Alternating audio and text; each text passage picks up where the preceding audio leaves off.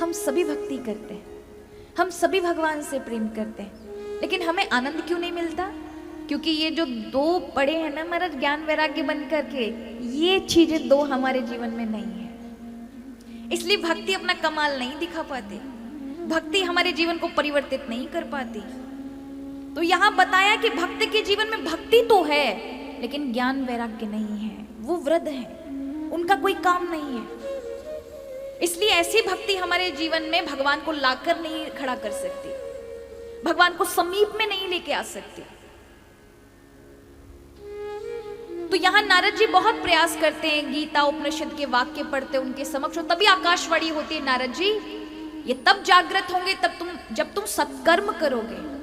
नारद जी सबसे पूछ रहे हैं, भैया सत्कर्म किसे कहते, सत्कर्म किसे कहते, सत्कर्म किसे कहते। और जब आपके मन की चाह हो ना महाराज, तो भगवान अपने आप व्यवस्था करते हैं। बस भक्त चाहे कि मुझे ये चाहिए। जब आप ये प्रयत्न करते हैं, भगवान मुझे आपको पाना है, बस इतना ही चाह करो, बाकी व्यवस्था भगवान करते हैं। अब उनकी जिम्मेदारी हो जाती है, मेरी चाह उत्पन्न हुई है इसलिए व्यवस्था करनी पड़ेगी।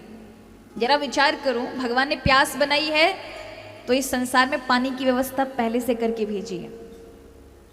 आपको भूख दिए तो अन्न की व्यवस्था पक्का है, तभी भूख है। उसी प्रकार भगवान की चाह जागृत हो जाए तो भगवान तो समीप है, बस चाह ही नहीं है, हमारी इच्छा ही जागृत नहीं होती। बाकी सब कामों की इच्छा जागृत होगी, ये मिल जाए, वो मिल जाए, ये मिल जाए, पर भगवान की हम रात दिन कथा सुनते, रात दिन दर्शन करते हैं, रात दिन प्रभु का स्मरण करते हैं, अनुभव करते हैं, लेकिन प्रभु आप हमें मिल जाओ, ऐसी चाह कभी जागृत नहीं होती। एक छोटा सा बच्चा भगवान के मंदिर गया, उसकी माँ ने कहा भगवान चमत्कार करते हैं बेटा, तेरे नंबर अच्छे आ जाएंगे, जाके भगवान के मंदिर जा। छोटा सा बच्चा, उसको माँ पिताजी ऐसा पढ़ा दें, तो गया 5 वर्ष का, और भगवान के मंदिर जाके कहता है, हे भगवान मैं हर बार फेल हो जाता हूँ, बस इस बार सारे सब्जेक्ट में 100 में से 100 आ जाए, आपके मंदिर आऊंगा।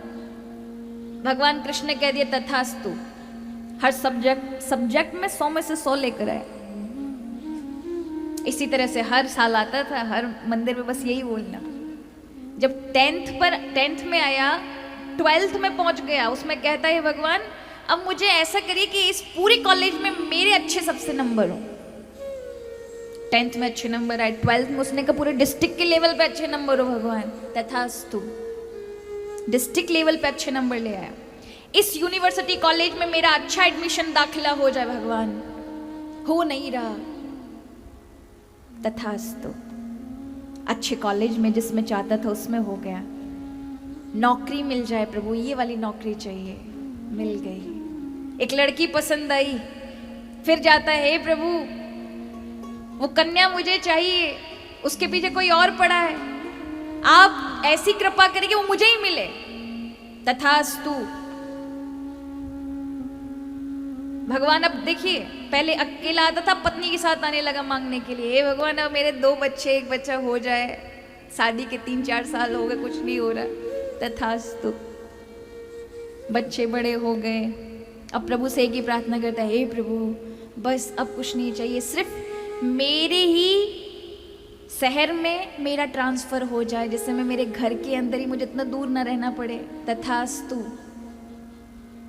अब उसने कहा सब कुछ तो हो गया, भगवान ने हर चीज कर दी, मेरे जीवन में सब कुछ है, अब मुझे चैरिटी करनी चाहिए, समाज की सेवा करनी चाहिए, जो मुझे प्राप्त है उससे सेवा करूं। तो उसने नियम बना लिया, जो भी आएगा सबको 10 रुपए दूंगा, जो भी गरीब आएगा, कोई अंधा आता उसको 10 रुपए देता, कोई लंगड़ा आता उसको 10 रुपए देता, कोई गरीब बच्चा आता उसको 10 रुपए देता, कोई विधवा महिला आकर मांगती उसको 10 रुपए, उसका यही नियम था, 10 रुपए देना सबको, जो भी गरीब आएगा उसको 10 रुपए। तभी एक बच्चा सुबह सुबह आया, उसने 10 रुपए गरीब समझ के दिया, तुरंत उस बच्चे ने रखे, दोबारा से लाइन में लगकर आया तो एकदम से हड़का के बोलता है, अभी तो लेके गया था, फिर से आ गया।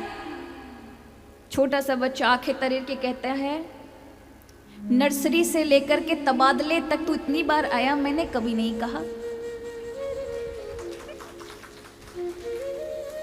कि क्यों आता इतनी बार, तू 2 में ही परेशान हो गया, तो तेरे देने में मेरे देने में अंतर है। तो इतनी बार मांगता गया, मैंने कभी नहीं कहा तू क्यों आया, दोबारा से आ गया। और तेरा 2 बार का देना मुझे अखर गया, तो इसलिए क्या सेवा कर सकता है। और वास्तविकता में महाराज, भगवान के जैसा दे भी कोई नहीं सकता। वो जो देता है हर बार देता रहता है, हमारे अवगुण पे विचार भी नहीं करता तब भी देता। और हम किसी को दोबारा तिबारा नहीं दे सकते कि एक बार दे दिया, 2 बार दे, तीसरी बार में तो हम खुद ना जाएंगे, अरे अभी तो लेके गए फिर से दोबारा आ गए तुम।